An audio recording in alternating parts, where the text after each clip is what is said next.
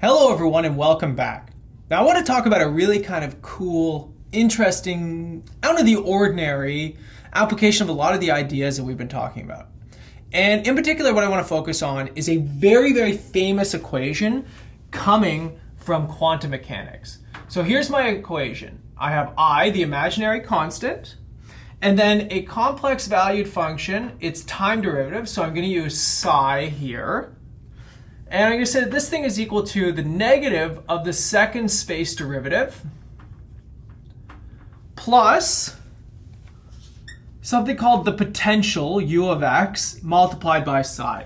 This is a linear partial differential equation. Psi is a complex valued function. U is typically a real valued function.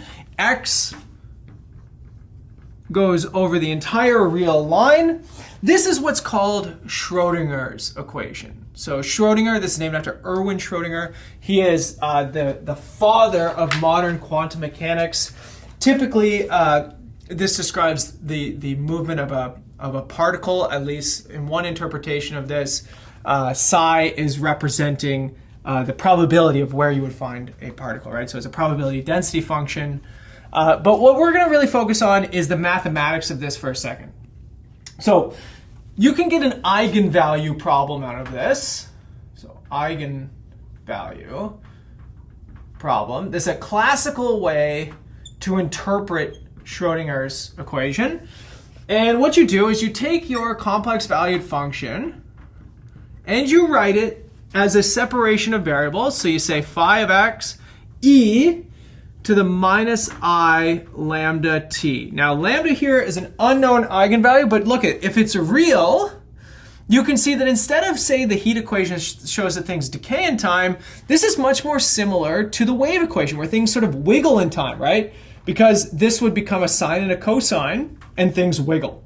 So essentially what you're saying is that you're looking for solutions that basically hold the same shape in space and just wiggle through time. And the question is, what is the shape that they hold? Because remember, I said that one interpretation of this is these things represent probability density, or they can be used to generate probability density functions. And so, of course, the shape is going to matter because wherever the mean of that thing is, well, that's the highest probability area to find a particle, for example. So, in this case, Schrodinger's equation, so putting in this form, this is going to give me a sort of Sturm-Liouville type problem. In my case, it is going to look like this. All right? And this comes to the fact that it's linear. You can sort of factor out these things. It's just a separation of variables argument, right? That's really our weapon of choice all the time.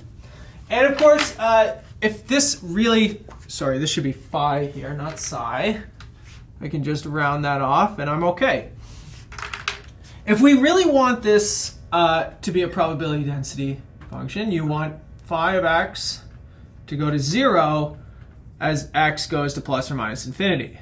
And the reason for that is because this thing has to be integrable, right? So integrable over the whole space. Now, lambda, like I said, is called an eigenvalue. It turns out that there are two different kinds of sort of eigenvalues that you can find here. The first one is called the continuous spectrum. Okay, so sometimes we call this the essential spectrum, depending on what sort of area you come from in mathematics. But in this case, here's what we have an assumption on, okay? If u of x goes to 0 as x goes to infinity, both sides, sort of fast. I'm just going to write in quotations here fast, so it could go like an exponential, it could go like 1 over x squared, but it usually can't go like 1 over log or something like that, okay? But if this goes fast, then loosely, okay, so here I'm going to do a little bit of hand waving. We expect that this equation, well, this thing should kind of disappear for big X. So we should get this PDE, or this actually ODE, right? For X large, I'm going to do much bigger than 1, right? So eventually, you know, as you start moving away from the center here, this thing starts to have less and less of an effect because it's going to 0. If you think about this as this sort of quantum mechanical interpretation here, essentially what you're saying is this potential energy landscape is very, very localized, say around x equal to 0, for example, right? And the further you are from x equal to 0, the less of an effect this thing is having on you. And so if it's having less and less of an effect, sort of loosely you can imagine that this thing is kind of just disappearing from your equation, and asymptotically you're getting this nice sort of harmonic oscillator. So there's two possibilities here. There is, well, first of all, this would give you that phi of x is essentially going to look like e to the I kx for large x in this case. And the reason I'm using k here is because this is actually going to be, k is the square root of lambda, and so I'm just going to use k and then I'll get a k squared, right? So this would give me u of x t, sort of, you know, I'm using should look like, approximately looks like. This is notation for asymptotically becomes. That's because we're very large. E to the I kx, and then e to the minus I k squared t. So it's sort of Gaussian, but because of the I, it's not actually Gaussian. And what this can do, this can be rewritten as x minus, sorry, there's a k here, and then kt, right? And in this case, when k is positive here, right, this is a rightward traveling wave. So I'm just going to use the right arrow here, but this is something that we're going to explore a little bit more. We've talked about this a little bit in the context of the wave equation. So in the coming lectures, though, we're going to focus more on solutions that look like this. But this represents a profile, in this case given by sines and cosines, which is just moving to the right. So thinking about a sine train and just being pushed to the right. That's what this onsize, x minus kt, is telling me. That's for k bigger than 0. Right? But also for k less than 0, because that would be perfectly acceptable in this as well. In this case, you would get, because I'm taking k as plus or minus the square root of lambda, right? You get u of xt asymptotically becomes e to the minus I x plus k, sorry, k t. And in this case, this is a traveling wave going to the left. Okay? So what does this represent? Loosely, okay? What this represents is that this is what's called sometimes scattering or dispersion. Essentially what happens is the solutions to this thing are being pushed to the left and to the right, right? So you have this rightward traveling wave where information is being thrown out to the right, and you have this leftward traveling wave where information is being thrown out to the left, right? And so you can actually put these two things together to derive a very special solution. And so I'm just doing this very informally, right? But this can also be done very, rigorously if you wanted to. You get this special solution that looks like this. E to the minus I kx plus r of k e to the I kx, okay? And that's as x goes to infinity. So you can see that it has sort of both the plus and minus k parts. And this piece is going to result in the rightward traveling wave, hence the r piece. And then similarly, I'm going to assume that phi of x is just going to be the sort of leftward traveling component. E to the, minus I kx, okay? And this is as x goes to minus infinity. Now in this case, r is referred to as the reflection coefficient. T is referred to as the transmission coefficient, okay? So in this case, as you go to minus infinity, there is just a leftward traveling part. However, as you go to plus infinity, there's both a left and right traveling part, okay? So you only are going to see the leftward part at minus infinity. Now, that is one of two kinds of the solution here. There is another one called the discrete spectrum. So the discrete spectrum. Now, this is sort of a version of a Sturm-Liouville problem, but it might not actually be a Sturm-Liouville problem because it's on an infinite domain. So it doesn't have all the same properties. But in fact, there can be negative eigenvalues. So it's a discrete set. So negative eigenvalues. Right? And remember, we're looking to solve this in terms of lambda, which I'll call lambda is equal to minus kappa n.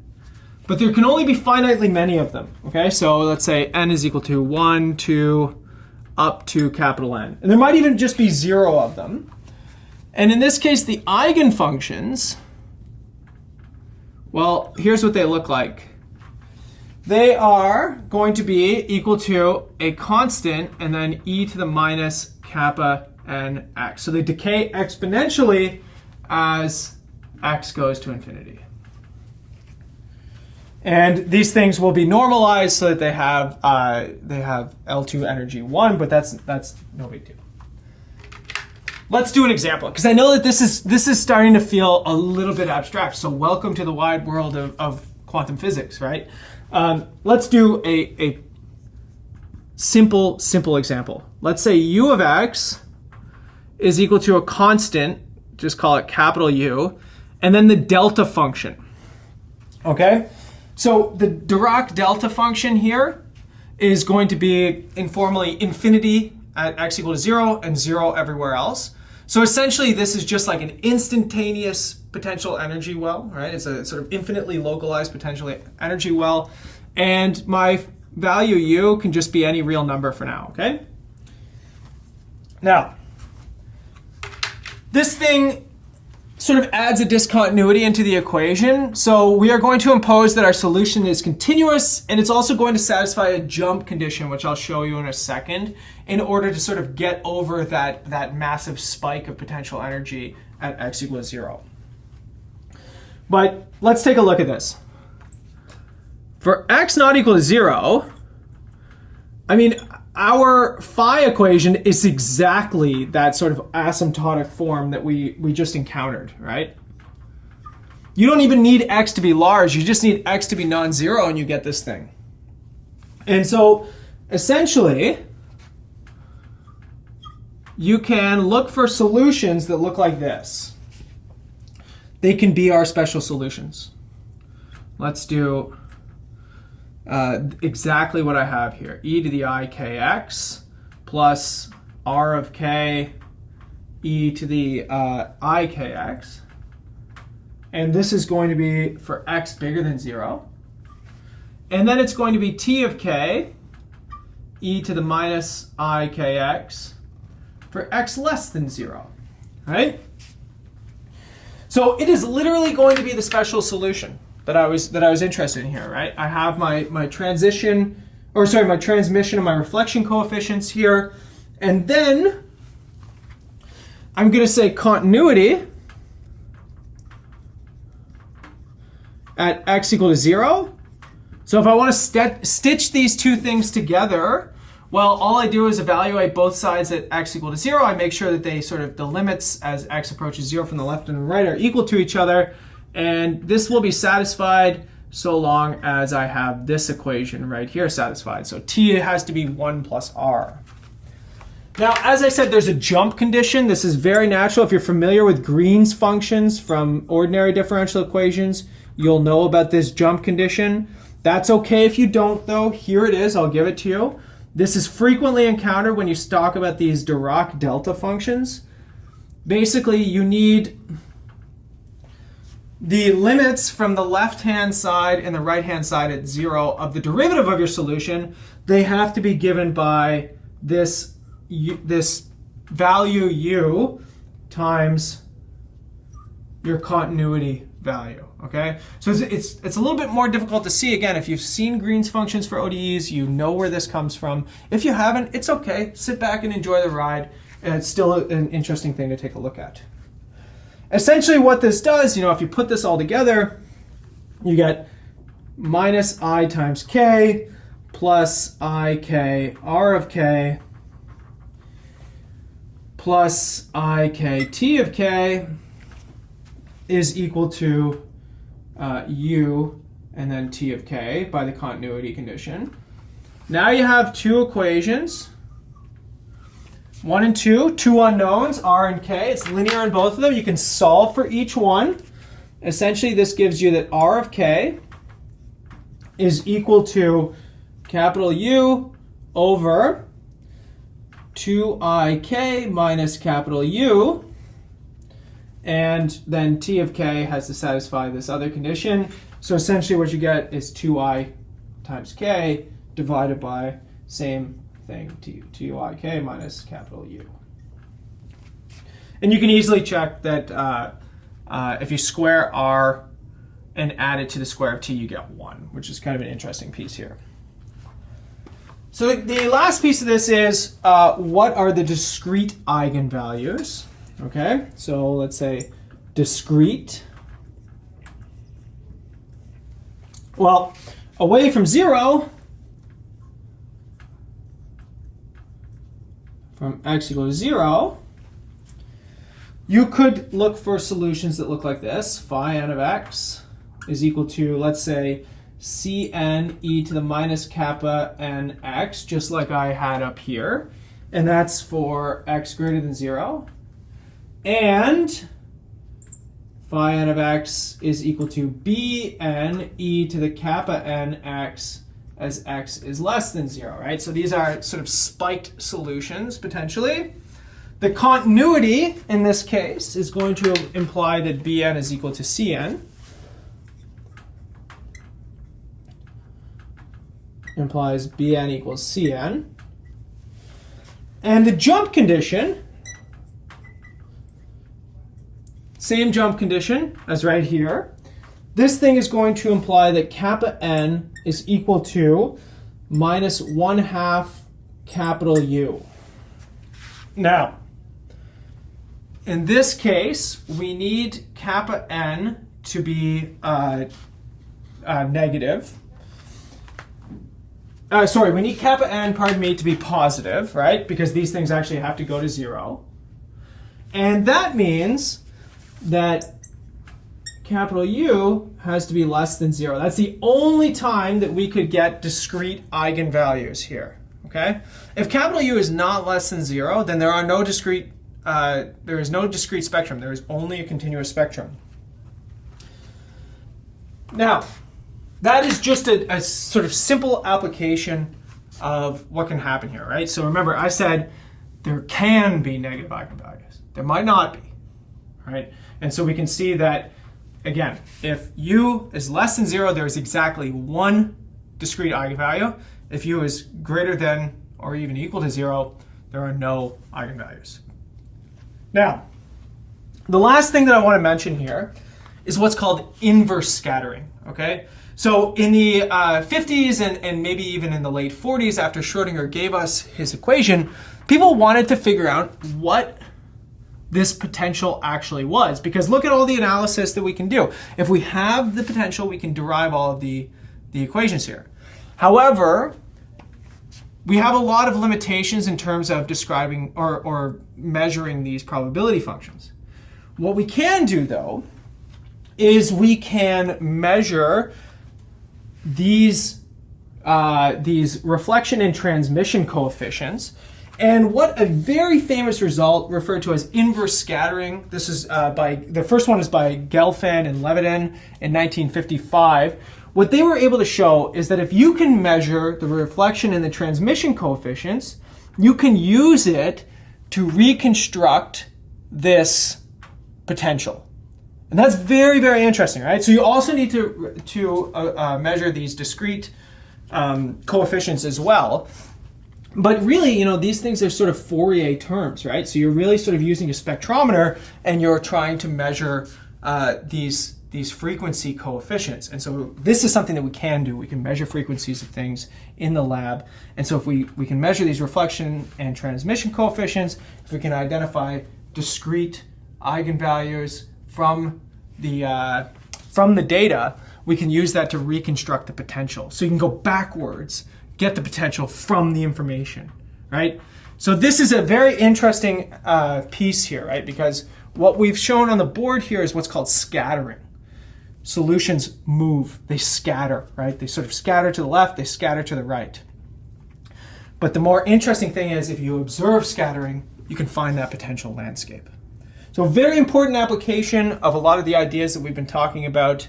And what we're going to do in the next video is look at another new partial differential equation. We're going to look at a linear first order partial differential equation to start looking at the method of characteristics. So I'll see you all in the next video, everyone.